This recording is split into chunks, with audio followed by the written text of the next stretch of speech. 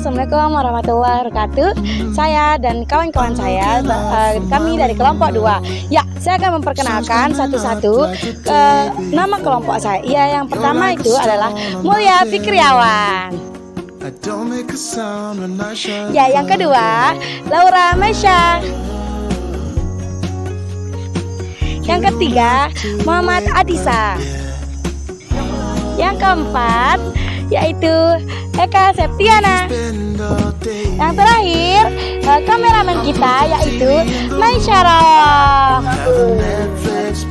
Ya, kita akan menelusuri sejarah Pura Lingsar. Oke, ikuti lagi ya.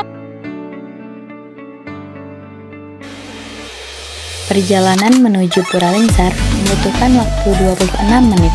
Dengan jarak Kota Mataram dengan Pura Lingsar adalah 11,7 km.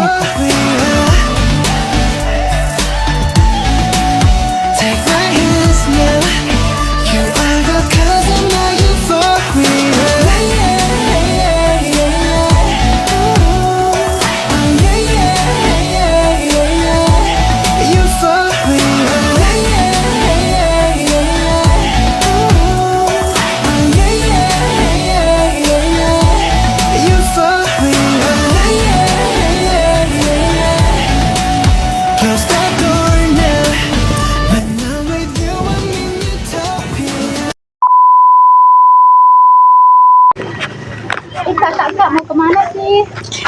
Ketemu lagi. Oke guys, kali ini kita berada di Pura Lingsar. Kalian nanya ya, kenapa kita berada di sini? Kita akan mempelajari sejarah terbentuknya Pura Lingsar ini. Oke guys, ikuti saya untuk mewawancarai reporter. Ayo. Sebelumnya Bapak dengan Pak yang sering dengan Bapak. Nama aslinya Pak Fajar. Ya. Nanti nama panggilannya Pak Jai. Fajar. Bagaimana sejarah pembangunan Pura Lingsar sehingga berdiri sampai sekarang? Jadi pembangunan Pura Lingsar ini adalah salah satu peninggalan dari Raja Karangasem. Setelah diadakan pura persinggahan utamanya di pinggir pantai yang disebut dengan nama Pura Batu Bolong. Karena Raja Karangasem memasuki Pulau Lombok lewat laut dengan menggunakan rakit, tidak menggunakan pesawat, perahu, sampan, krano dan sebagainya. Jadi dia bikin rakit, terbang mampu dan bikin rakit setelah mendapatkan perintah dari Sang Hyartanya di Bali, lalu berlabuh ke laut dan singgahnya di Batu Bolong. Persinggahannya di bawah pura induk pertama, yaitu Pura Lingsarnya 1714, sehingga berilah sebuah pura di Lombok pertama, pura induk pertamanya. Belum pura-pura induk lainnya, belum pura-pura bagian lainnya. Berarti pura ke pertama, pura agung pertamanya. Karena ada pura 5 agung yang didirikan di Lombok. Setelah Pura Lingsar ada 4 lagi di belakang pura agungnya bagi umat Hindu. Baru pura-pura bagian lainnya, baru pura-pura kecilnya lainnya itu yang didirikan oleh orang-orang umat Hindu. Ya, tapi ini Raja Karangasem langsung dia bikin bangunan pura utamanya, pura agungnya yang disebut dengan nama Pura Lingsar. Pura Lingsar ini sering disebut dengan nama Pura Gaduh. Ya, Pura Gaduh. Jadi masing-masing pura punya nama lain. Dan Pura Lingsar ini bisa dijangkau dengan berbagai sarana alat transportasi lainnya. Itu bangunan pura Gaduhnya. Sehingga berdirilah pura tempat ibadatnya umat Hindu. Lalu di samping Pura Lingsar itu ada bangunan Kemalik Lingsar yang lebih awal datang sebelum Raja Bali ke Lombok. Itu dia tancapkan sebuah dapat petunjuk, dia tancapkan sebuah tongkat lalu keluar air sama ikannya. Sehingga air itu diberi nama dengan nama air kulhu.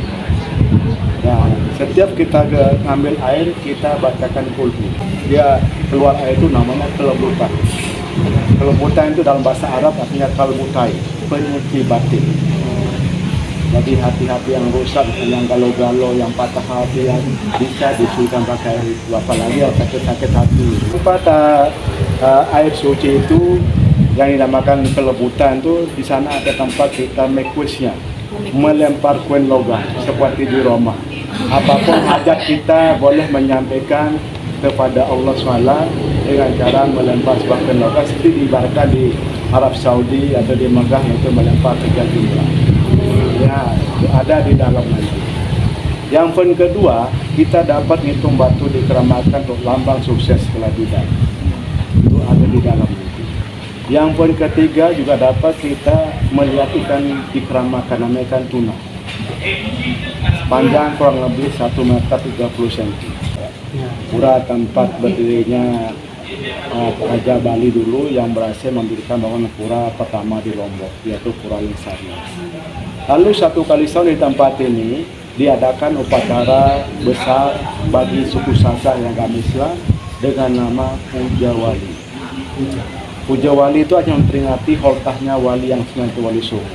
Hingga sampai saat ini satu kali diadakan upacara Puja Wali tentang Tupat. Ya. Jadi perang Tupat itu bertujuan untuk memohon kemakmuran kesuburan. Karena semua alat yang dipakai perang itu melalui hidup karena air. Termasuk padi hidup karena air. Termasuk pohon kelapa hidup karena air. Sehingga jadikanlah satu alat untuk berpakai perang untuk lambang kedamaian. Lambang pemersatu umat agama dan lambang kemakmuran. Karena memohon kesuburan. Karena nanti kalau sudah perang selesai, ketupatnya tidak dimakan. Dibawa pulang pada malam hari, lalu pada malam hari ditaburkan di sawah. Biar hasilnya subur dan makmur. Kemudian di buah-buahan digantungkan untuk tupat-tupat itu supaya buahnya hasilnya subur. Nah, itu tujuan dari perang tupatnya. Tapi kalau pejuali itu memperingati wali yang seperti Wali Songo yang musah di dalam tempat makam Syekh Islam. Itu namanya makam Kemali Gingsar, makam tertua yang ada di Lombok. Dan penghuninya juga Sunan yang tertua. Kenapa orang-orang terdahulu memilih Lingsar tempat pembangunan pura? Karena termasuk di Lingsar ini, karena umat ini memikir bangunan pura itu harus dekat-dekat dengan gunung. Karena kiblat Hindu itu gunung. Dimanapun umat itu berada harus bentuk lambang gunung. Di rumah dia bikin sembahyang harus bentuk lambang gunung yang diperingati sangga. Ya. Nah, kalau masih disebut dengan pesantren atau apa, ya, musala, gitu kan, gitulah. Nah, kalau dia tidak jauh-jauh kalau kita tidak jauh di masjid, cukup bikin musala di rumah. Kalau dia tidak jauh dari puranya harus bikin tangga di rumah. Siapa yang menjadi pemegang kekuasaan pada saat itu? Itu yang memegang kekuasaan adalah Raja Karangasem. Karena Raja Karangasem terkenal sakti mandaguna. Artinya nggak tembus dengan besi baja. Sehingga berhak pada saat itu Raja Karangasem mau siapapun yang melawan perintahnya harus dibunuh. Ketika dia masuk ke Bali pada abad ke-16 bersamaan dengan Raja kolonial Belanda. Kolonial Belanda itu masuk ke Lombok melalui kota Tua Ampera. Berlabuh kapal-kapalnya sana dan buat rempah-rempah mereka ke Lombok. Akan tapi tujuan dulu pada abad ke-16 kiri kolonial Belanda itu ingin berniaga dengan buat rempah-rempah. Akan tapi setelah melihat Lombok itu terkenal subur makmur, datangnya kedua kali abad ke-18 tidak untuk berniaga, nanti untuk menguasai Lombok untuk jajahan mereka dengan cara melepas dan menggunakan taktik impera. Hanya pada saat itu Raja Karangasem karena terkenal sakti mandaguna bagaimana untuk mencari kelemahan Raja Karangasem itu dengan merampas pusaka-pusaka Raja Karangasem, kekuatan mereka. Hanya pada saat itu Raja Karangasem kewalahan. Hanya bersatulah sesepuh yang ada di Lombok dengan Raja Karangasem di Pajang Mataram. Di sana pertemuannya untuk melakukan agresi penyerangan Belanda. Karena sudah Raja Karangasem sudah kewalahan.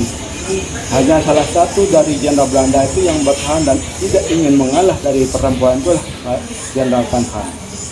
Salah satu yang tewas dari pertempuran itu pada agresi penyerangan 4 Juli 1894 yang tewas salah satunya Jenderal Tan Han yang tidak mau mengalah adalah Jenderal Tan Han. Yang lainnya melarikan diri ke Belanda. Jenderal lainnya, yang satu bertahan yaitu Jenderal Tan Han, akhirnya sendirilah meninggal pada penyerangan versi 4 Juli 1894-nya.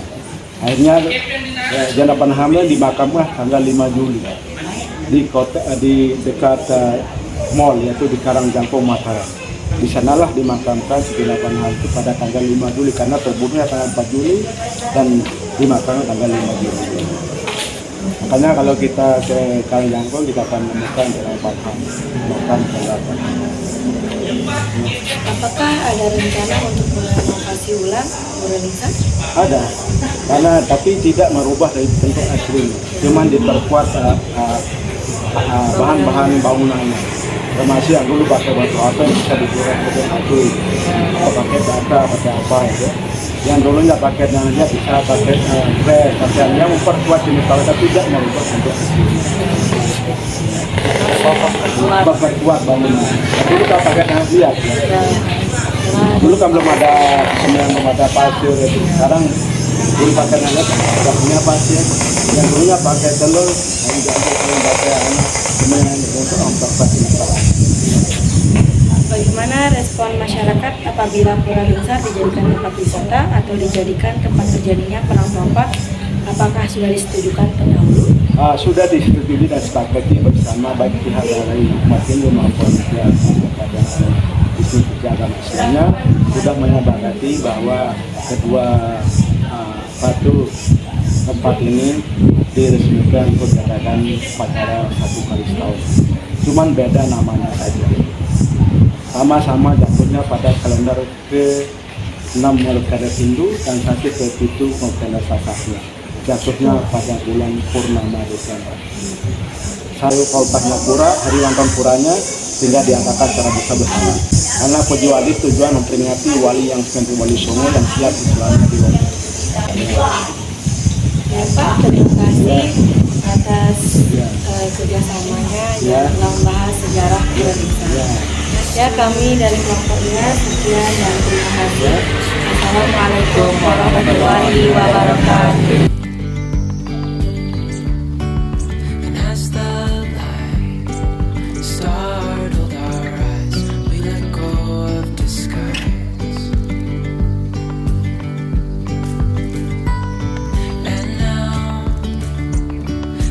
Something in the air and a sparkly shimmer on our skin.